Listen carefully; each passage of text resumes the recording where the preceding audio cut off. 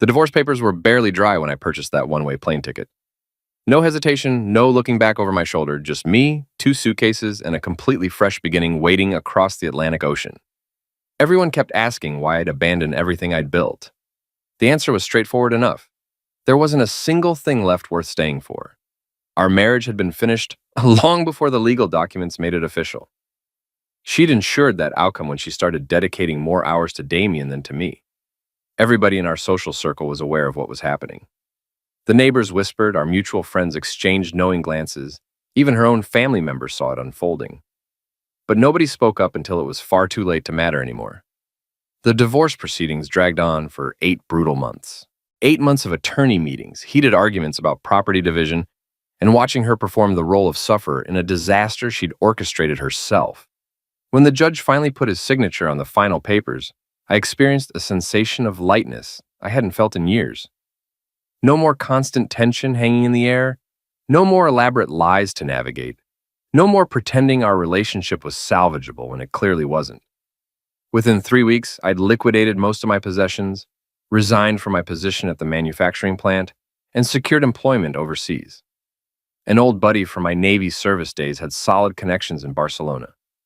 The compensation was reasonable, the cost of living was manageable, and most significantly, it was 5,000 miles removed from the wreckage I was leaving in my rearview mirror. That flight out felt like the most peaceful 12 hours I'd experienced in forever. No phone calls interrupting my thoughts, no manufactured drama, just clouds stretching endlessly in blessed silence. When I finally landed, the crushing weight I'd been carrying around just lifted.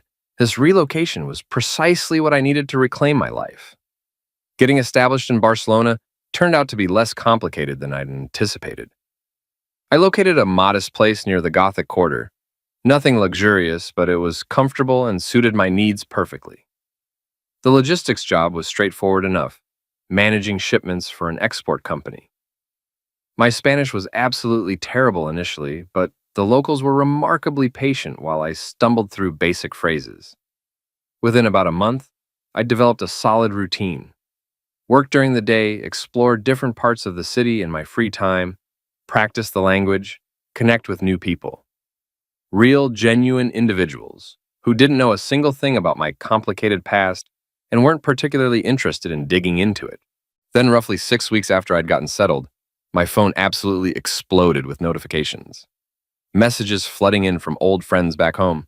Screenshots filling my screen, photos everywhere. She'd gotten married to Damien, which was completely predictable. The wedding appeared expensive as hell.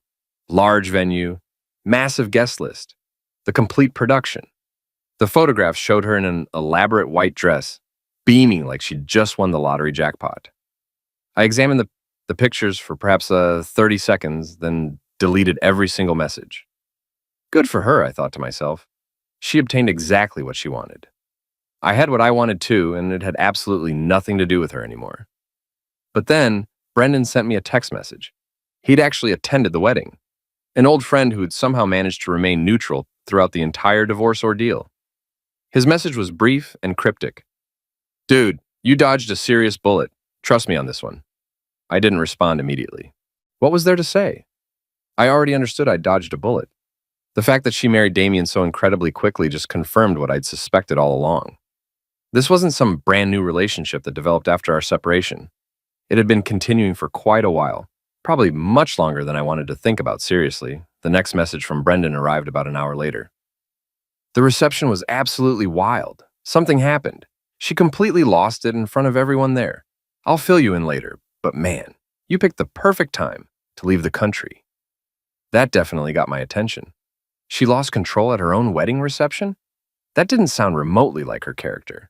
She was always so meticulous about maintaining appearances, so deeply concerned with what people thought about her. For her to lose her composure in public view, something genuinely serious must have occurred. I typed back, "What do you mean she lost it?" 3 dots appeared on my screen, then disappeared, then appeared again. Finally, his response came through. Can't text at all, too much to explain. But someone said something during the toasts, and she went completely pale, like she'd just seen a ghost. Then she spent the remainder of the night looking absolutely miserable. Damien looked confused as hell. Nobody in attendance knew what was going on. I set my phone down on the counter and walked out onto my small balcony. The Barcelona evening was pleasantly warm, the street below bustling with people heading to dinner destinations, couples walking hand in hand. Life here operated at a fundamentally different pace. People actually seemed to enjoy the experience of living instead of just grinding through each day trying to survive. Whatever happened at that reception wasn't my concern anymore. She'd made her choices deliberately, and I'd made mine with equal clarity. If she was experiencing regrets or dealing with consequences now, that burden was entirely on her. I'd devoted enough years attempting to repair things that were fundamentally broken beyond fixing. My phone buzzed again with another notification. Another message, but this time it wasn't from Brendan. This time it was from a number I'd kept stored but never genuinely expected to see appear again. Her number. The message was remarkably simple. Can we talk? I stared at those 3 words for an extended period. 2 months ago, I would have responded immediately, desperate and anxious to hear whatever she had to say. 2 months ago, I still harbored some hope that perhaps things could somehow work themselves out, that maybe she'd realize what she was throwing away. But that was 2 months in the past. That was a fundamentally different person living a different life. The person I was now, standing on a balcony in Barcelona with a new job and a genuine fresh start, didn't need to have that conversation. I turned my phone completely off and went back inside my apartment. Whatever she wanted to discuss could wait indefinitely. Or better yet, it could remain permanently unsaid. Some conversations simply aren't worth having, especially when you already know exactly how they'll conclude. The following morning, I powered my phone back on. 7 missed calls, all originating from her number. No voicemails left, just the calls themselves. Then, 1 text message. Please, it's important. I deleted all the notifications and headed to work. Important to her, perhaps, but not to me. Not anymore. Brendan called me that evening. I almost didn't answer the call, but curiosity ultimately won out. You're not going to believe what I witnessed at that reception, he said, completely skipping any standard greeting. I'm telling you, it was like watching a train wreck unfold in slow motion. I poured myself a generous glass of wine and settled down on my couch. All right, I'm listening. So everything was proceeding fine at first. The ceremony itself was pretty typical. Lots of emotional crying from her mom. Damien looking smugger than hell. Then we transitioned to the reception. Open bar, fancy expensive food, the usual wedding fare. About an hour in, they begin doing the traditional toasts. Let me guess. Someone made an uncomfortable joke about how fast they got married. Worse. Way worse than that. Brendan paused for dramatic effect. Her cousin Sienna stood up. You remember Sienna, right? The one who never really liked Damien from the start? I did remember her clearly. Sienna was always refreshingly straightforward, sometimes brutally honest to a fault. She'd actually warned my ex about Damien years ago, said he wasn't the type to genuinely settle down with anyone. Sienna gets up there with her champagne glass, Brendan continued, and she launches into this toast about love and commitment. Standard wedding speech stuff. Then she says, and I'm quoting her directly, marriage is about choosing someone every single day, even when it's hard. It's about loyalty when nobody's watching. It's about being honest, even when the truth is uncomfortable. That doesn't sound particularly bad. Wait for it. Then Sienna looks directly at your ex and says, I hope this marriage has all those things because we both know what happens when it doesn't. Then she raised her glass and sat down without another word. I leaned forward in my seat. What did she mean by that specifically? That's exactly what everyone was wondering. But your ex? Man, the color literally drained from her face. She looked like she'd been physically slapped. Damien was confused, kept asking her what that meant. She just kept insisting it was nothing, that Sienna was being overly dramatic. But it wasn't nothing. Definitely wasn't nothing at all. After that particular toast, the entire atmosphere changed dramatically. Your ex barely smiled for the remainder of the night. She kept looking around nervously like she was anticipating someone else to say something similar. People were whispering among themselves, trying to figure out what Sienna was actually talking about. I took a slow sip of wine. And did anyone eventually figure it out?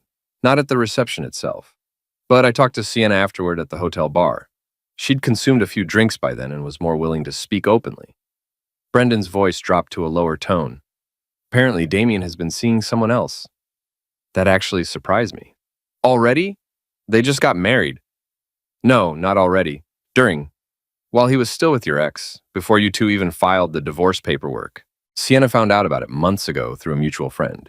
She'd been sitting on that explosive information, waiting to see if Damien would actually go through with the wedding. I leaned back in my chair, processing this revelation. So she married a guy who was cheating on her while he was cheating on me with her. Poetic justice, right? Sienna said she couldn't sit there and toast their marriage knowing what she knew. So she gave that speech, just vague enough to not cause an immediate scene, but clear enough that your ex would understand exactly what she was talking about. Does Damien know that she knows? I don't think so, but your ex definitely understood the message loud and clear. After the reception ended, I saw her in the hallway near the bathrooms. She was on her phone crying hard, not the happy crying from earlier in the ceremony, actual upset crying. For a brief moment, part of me felt vindicated. She'd abandoned our marriage for someone who turned out to be exactly what everyone had warned her about. But another part of me felt something different. Not sympathy exactly, but maybe recognition.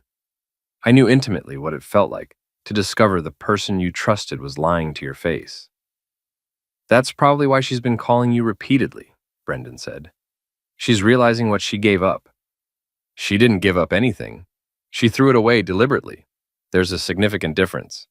True enough. So what are you going to do? Are you going to talk to her? I looked out at the Barcelona skyline, the sun setting beautifully behind the buildings. No, what would be the point? Even if everything you're telling me is completely accurate, it doesn't change a single thing. She made her choice, and I made mine. I'm not interested in being her backup plan or her shoulder to cry on. Good, because honestly, she doesn't deserve that from you. You've moved on with your life. Let her deal with the mess she created herself. After we disconnected the call, I sat there thinking about Sienna's toast, about loyalty when nobody's watching, and about being honest even when the truth is uncomfortable. Those were the exact qualities that were missing from my marriage. The exact things I'd asked for repeatedly and never received. My phone buzzed again with another notification. Another text from her. I know you're seeing these messages. Please, just 5 minutes, that's all I'm asking. 5 minutes. She wanted 5 minutes of my time. After years of elaborate lies and months of contentious divorce proceedings, after moving on with Damien before our marriage was even officially over, after getting married just weeks after our divorce was finalized. I typed back a single word. Why? The response came immediately. Because I made a mistake, a huge mistake, and I need to talk to someone who actually knows me. I stared at that message. She needed to talk to someone who actually knows her. The irony wasn't lost on me whatsoever. For years, I'd tried desperately to know her, tried to understand what she wanted and what she needed, and every single time she pushed me away, kept secrets, built impenetrable walls between us. Now she wanted to be known, now she wanted understanding. I put my phone on silent mode and went to bed. Whatever crisis she was having, whatever revelation she'd come to at her own wedding reception, it wasn't mine to solve. Not anymore. The next morning, there were 3 more missed calls and 2 more text messages. I deleted them all without bothering to read them. Brendan was absolutely right. I dodged a bullet. And I wasn't about to walk back into the line of fire just because she finally realized what she'd lost. 3 days passed without any contact attempts. Then she tried calling at a time I couldn't easily ignore. It was 2 a.m. Barcelona time, which meant it was early evening back home. I'd been out with some coworkers, just getting back to my apartment, when the phone rang insistently. I was tired, maybe slightly buzzed from sangria, and my guard was down. I answered. Thank God, she breathed out. I thought you were never going to pick up. It's 2 in the morning here. What do you want? I know, I'm sorry. I needed to hear your voice. She sounded exhausted, her words slightly slurred. Had she been drinking? You heard it, now what? Don't be like that, please. I just want to talk. I walked into my apartment and dropped my keys on the counter with a clatter. We don't have anything to talk about. The divorce is final. You're married to Damien now. Congratulations, by the way. Don't. Her voice cracked audibly. Don't do that. Do what? Acknowledge basic facts? You got married 2 weeks ago. I saw the photos. Looked like quite the elaborate event. There was silence on the other end, just her breathing heavily. When she spoke again, her voice was smaller, more vulnerable. How's Barcelona? It's good. Great, actually. Weather's nice, job's solid, people are friendly. I'm settling in well. That's good. I'm glad you're doing okay. I'm doing better than okay. Best decision I've made in years moving here. I wasn't trying to be intentionally cruel, just completely honest. but I could hear the impact of my words in her sharp intake of breath. I miss talking to you, she said quietly. That's weird to say, considering you're on your honeymoon or just got back from it, right? Yeah, pretty weird. We didn't go on a honeymoon. Damien said we'd do it later, when work slows down for him. I almost laughed out loud. He said that? What's that supposed to mean? Nothing. Not my business anymore. Another long, uncomfortable pause. I could hear music playing in the background on her end. Voices talking and laughing. Where are you right now? I asked. At home. Damien's working late again. He's been working late almost every night since the wedding. I didn't respond to that revelation. The implications were clear enough without me spelling them out. I keep thinking about what Sienna said at the reception, she continued. Did anyone tell you about that? I might have heard something about it. She basically accused Damien of cheating on me in front of everyone. Can you believe that? Can I? Yeah, actually, I can believe that pretty easily. What's that supposed to mean? I sat down on my couch, suddenly feeling very tired. Come on, you're not that naive. You know exactly what it means. Damien left his previous relationship for you. What makes you think he won't do the same thing to you? That was different. We had something genuine, a real connection. Right, a connection. That's what you told me when I found those texts on your phone. That you'd found a genuine connection with someone who understood you better than I ever could. Why are you bringing that up now? Because you called me, remember? You wanted to talk. So let's talk honestly. Why did you actually call? And don't say it's because you missed talking to me. We both know that's not it. She was quiet for so long, I genuinely thought that she'd hung up. Then, do you ever regret it? The divorce? No. Not even a little bit? You don't ever think about what we had?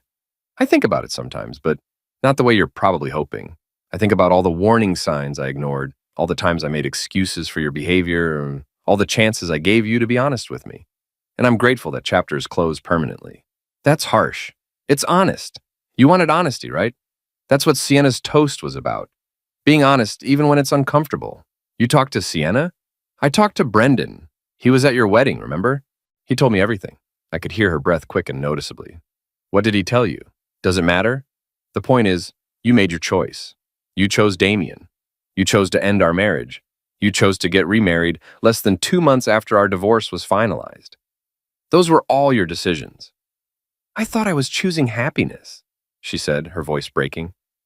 I thought I was choosing someone who would make me feel alive again. And how's that working out for you? She didn't answer, but I could hear her crying softly.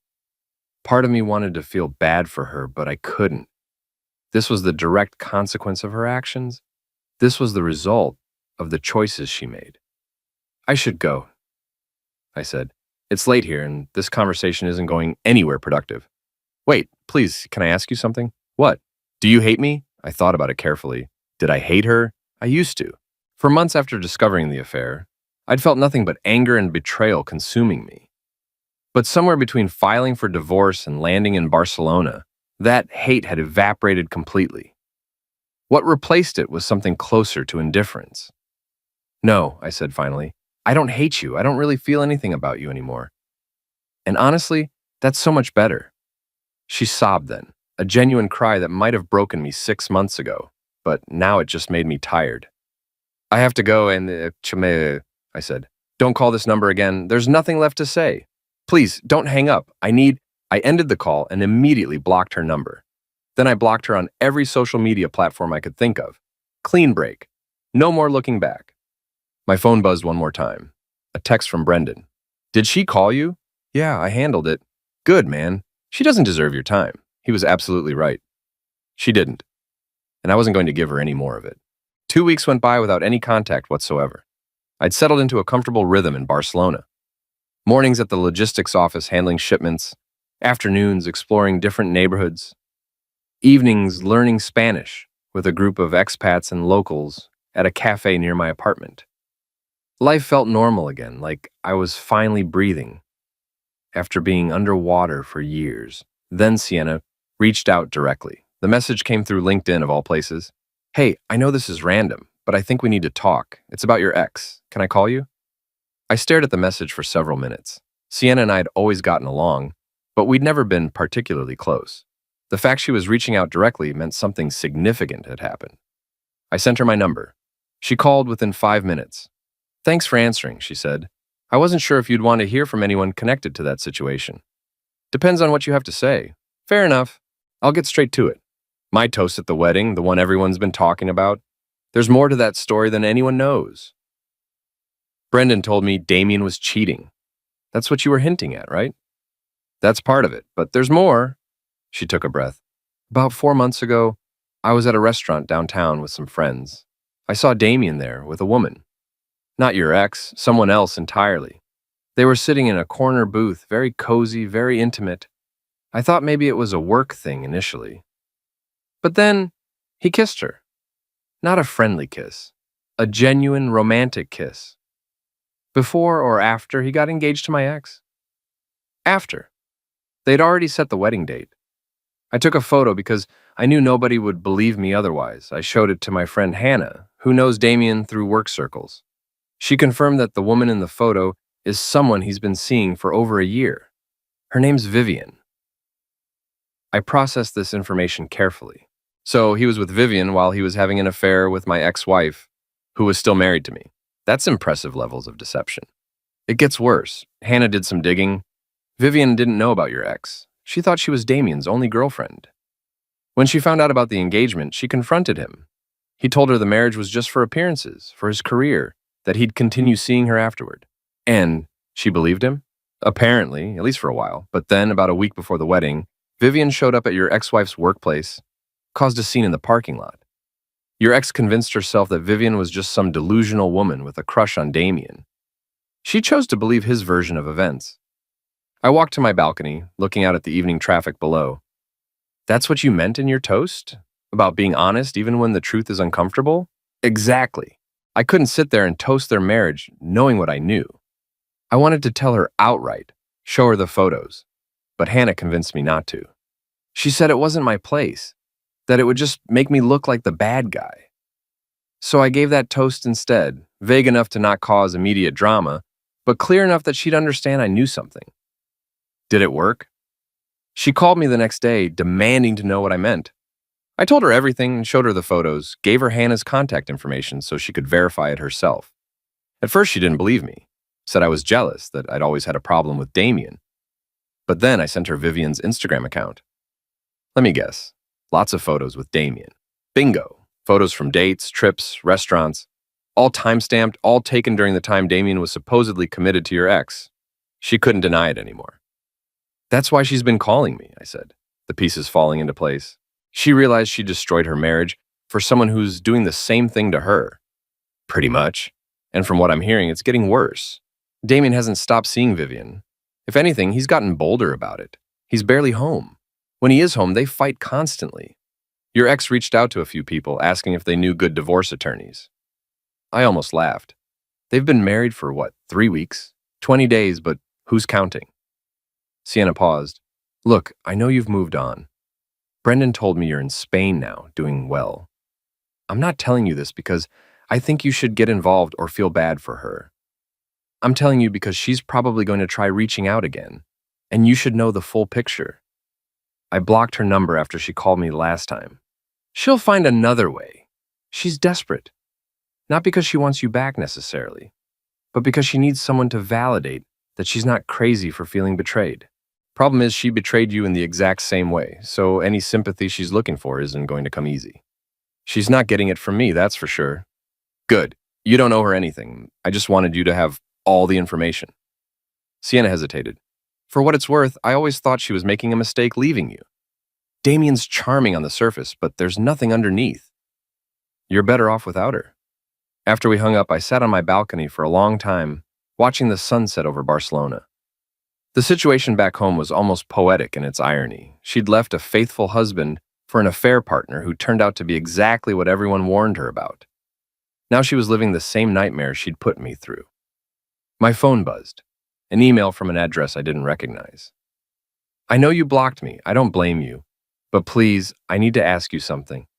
How did you know? How did you know I was lying before I even admitted it? How did you stay so calm when you found out? I'm going through something similar now, and I don't know how to handle it. I read the email twice. She wanted advice. She wanted me to help her navigate the pain of being cheated on by the person she'd cheated with. The audacity was almost impressive. I typed out a response. You handle it the same way I did. You accept that you can't control other people's choices. You acknowledge that the person you trusted broke that trust. You stop making excuses for them, and then you move on. The difference is, I have sympathy for my situation because I didn't create it. You created yours. Good luck figuring it out. I hit send before I could second guess myself. Then I blocked that email address too. Brendan texted me an hour later. Heard Sienna filled you in. Wild situation, right? Understatement of the year. She's asking people about you, wanting to know how you're doing, if you're seeing anyone, if you ever talk about her. Tell anyone who asks that I'm doing great and I never think about her, because it's true. Will do. By the way, there's a pool going around about how long their marriage lasts. I've got money on 3 months. That's generous. I'd give it 6 weeks. The next morning, I woke up to another email from a different address. Just one line. Did you ever love me? I deleted it without responding. The answer didn't matter anymore. What I felt back then was for a person who either never existed or stopped existing long before I realized it. That person was gone, replaced by someone I didn't recognize and had no interest in knowing. Barcelona was teaching me something important. Sometimes the best way to win is to stop playing the game entirely. She could keep reaching out, keep trying to engage me, keep looking for closure or validation or whatever it was she needed. But I wasn't participating anymore. I had my own life now, and it was exactly what I needed it to be. A month passed. I'd stopped checking for messages from unknown numbers or suspicious emails. Whatever crisis she was navigating wasn't my concern anymore. My Spanish had improved enough to hold basic conversations without embarrassing myself. I'd gotten promoted to senior coordinator at work, and I'd started seeing someone. Nothing serious yet, just coffee dates and walks along the beach with a woman named Catalina who worked at the cafe where I practiced Spanish. Life was good, genuinely good. Then Brendan called again. Man, you need to hear this. It's getting messy back here. I was at a tapas bar with coworkers halfway through my second beer. I'm really not interested in updates about her situation. I know, but this is significant. She filed for divorce 5 weeks after the wedding. It's all over social media. People are losing their minds. I excused myself from the table and walked outside. 5 weeks. That's got to be some kind of record. It gets better. She's claiming fraud, says Damien misrepresented himself, that he was in another relationship the entire time. Her lawyer's arguing the marriage should be annulled. Is that even possible? Apparently it's a gray area, but here's the thing that's making it complicated. Damien is fighting it. He says the marriage is valid and he wants spousal support. I couldn't help it. I laughed. Spousal support? They were married for 5 weeks. That's what everyone's saying, but Damien quit his job 2 weeks after the wedding, claims he did it because she wanted him to focus on starting a family business together. Now he's saying she owes him financial support while he looks for new work. That's insane. He has to be lying. Probably. But he's got texts, apparently. Messages where she talked about them working together, building something. Her lawyers saying she was talking hypothetically, that there was no genuine plan. It's turning into a complete circus. I leaned against the stone wall outside the bar, processing this information. What about Vivian? Is she involved in any of this? That's another layer. Vivian showed up at the courthouse during one of the preliminary hearings, started yelling at Damien in the hallway. Security had to escort her out. Turns out he'd promised her that once the divorce went through, he'd marry her instead. He's running the same playbook on everyone. Exactly. And now all 3 women are comparing notes. Your ex, Vivian, and apparently there's a 4th woman who came forward last week, someone Damien was seeing before he even met your ex. They're all talking to each other, sharing evidence, building a timeline. It's like watching a documentary unfold in real time. I shook my head. That's karma working overtime? No kidding. Anyway, the reason I'm calling is because your name came up in the legal proceedings. Damien's lawyer's trying to argue that your ex has a pattern of failed relationships, and that's why their marriage fell apart. They're saying she sabotaged it because she couldn't handle commitment. That's rich, considering she's the one who ended our marriage. Right, but they're twisting it, saying you moved to another country to escape, that the divorce was contentious, that she has emotional issues. Her lawyer needs you to provide a statement. Just basic facts about the divorce, nothing dramatic. Would you be willing to do that? I thought about it. On one hand, I wanted nothing to do with this mess. On the other hand, Damien was trying to manipulate the narrative, and I had no problem setting the record straight.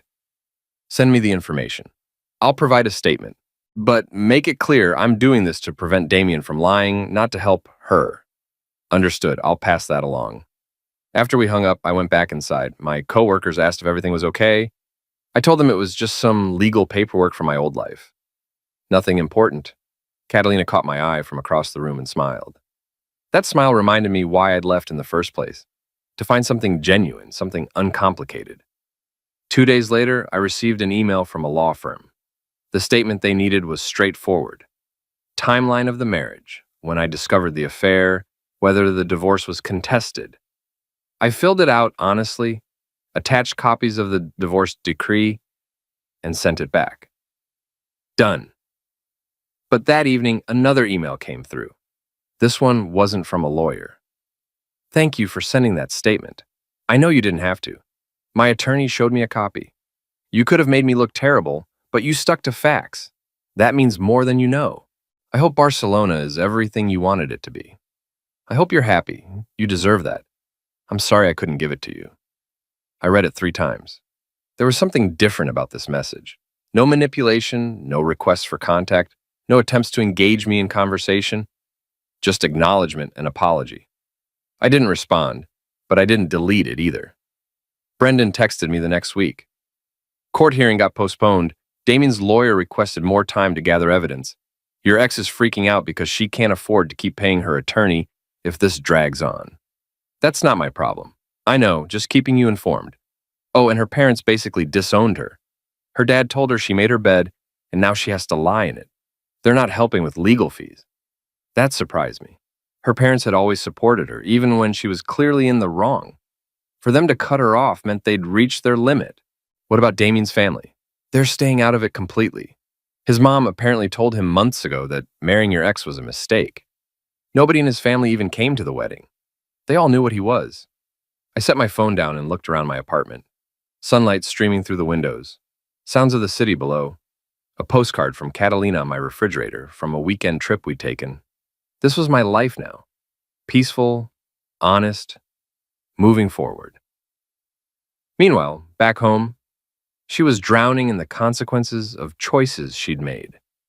Part of me felt vindicated, but a larger part just felt grateful that I'd gotten out when I did. My phone buzzed one more time. Another unknown number. Can I ask you one thing? Just one question, and then I won't contact you again. I stared at the message. Against my better judgment, I responded. What? When did you stop loving me? I need to know when I lost you. I typed slowly, choosing each word carefully. I stopped loving you the moment I realized you'd never been honest with me. Not about your feelings, not about Damien, not about anything that mattered. You didn't lose me. You never had me. Not the genuine version of me anyway. Because you never let yourself be genuine with me. I sent it and immediately blocked the number. Catalina called an hour later, asking if I wanted to grab dinner. I said yes without hesitation, because that's what my life was now. Simple questions with simple answers. No hidden agendas, no second guessing, no drama. Just forward momentum. And it felt incredible. 6 months later, Brendan sent me one final update. Thought you'd want to know. The annulment went through. Damien got nothing. Turns out he'd done this before, twice. Both previous marriages lasted under a year. Judge called him a con artist in open court. I was sitting at a cafe with Catalina, planning a trip to Portugal. I read the message and felt nothing. No satisfaction, no vindication, just complete indifference. Everything okay? Catalina asked. Yeah, just closing a chapter that should have closed a long time ago. I typed back to Brendan. Thanks for letting me know. Don't send any more updates. That part of my life is done. Understood. You're living your best life, man. Keep it up. I blocked Brendan's ability to message me about her. Clean slate. That evening, one last email arrived. I almost deleted it without reading, but something made me open it. I heard you're with someone new. I'm happy for you, genuinely. I destroyed something good because I thought I deserved better. Turns out I didn't deserve you at all. I won't contact you again. I finally understand what you meant about moving forward. Thank you for showing me what integrity looks like, even when I didn't appreciate it. I hope she knows how lucky she is. I showed Catalina the message. My ex-wife, final goodbye, apparently. She read it and shrugged. You going to respond? No, there's nothing left to say. I deleted the email and every other message I'd saved, cleared the history, removed the numbers, erased the digital trail. Then I turned to Catalina and said, let's book those tickets to Portugal. She smiled. Now, right now. No reason to wait.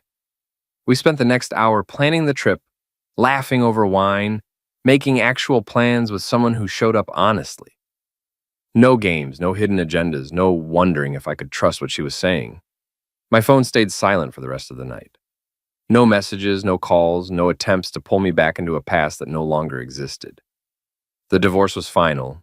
The annulment was processed. The chapter was closed. And I was exactly where I needed to be, with someone who chose me every single day, without hesitation, without doubt, without looking for something better. She'd asked when she lost me. The truth was simpler than she realized. She never had me to lose, because she never chose me when it mattered. But Catalina did, and that made all the difference. Barcelona felt like home now, not because of the city itself, but because I'd finally learned what it meant to be chosen by someone who meant it. That was the ending I deserved, the one I'd built for myself.